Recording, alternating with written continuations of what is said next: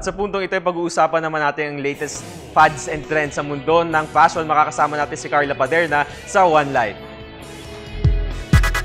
Good morning, boss! Lahat tayong ay magaganda na. Pero kailangan pa din natin i-enhance ang ating mga beauty, kaya naman isang way ang fashion and beauty fairs to get in touch with beauty talks, makeovers, and fashion shows. Sa pamamagitan din ng mga ganitong events tulad ng NEW Fashion and Beauty Fair, lalong nabuboost ang beauty and fashion industry sa Pilipinas. Fashion in the Philippines is really at a good place right now, I think. The awareness for it is really high, especially with the magazines coming out with so many new campaigns, and because of fashion bloggers and fashion journalists who try to make fashion as friendly and easy to access as possible.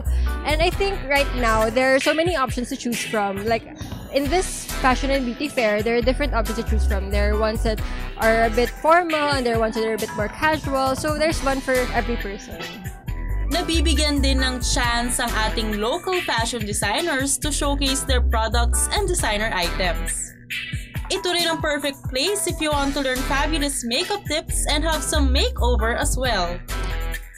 What you can get from this fashion and beauty fairs, a wide variety of places to go to and activities to watch. Like there are fashion shows, there are speakers for imparting their knowledge about the different industries like fashion and beauty, and there are also like tutorials and people who are giving tips how to make yourself feel better and look better at the same time.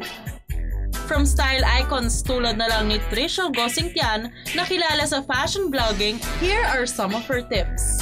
Fashion blogging is really fun. It's something that I really like to do. And I'm also really lucky to be able to do it as a profession. It makes fashion so much friendlier.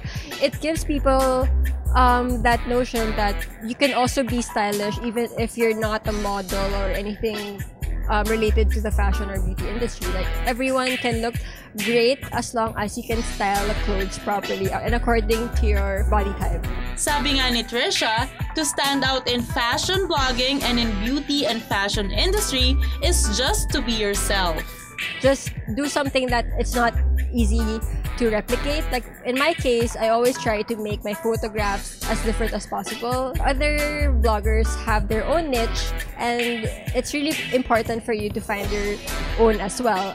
So mga boss, huwag magpahuli sa mga susunod na fashion events para makamit ka din ng top fashion designers and style icons and get ideas to stay beautiful and looking better. Basta fashion, I always have something new for you. Ako si Carla Paderna for One Life.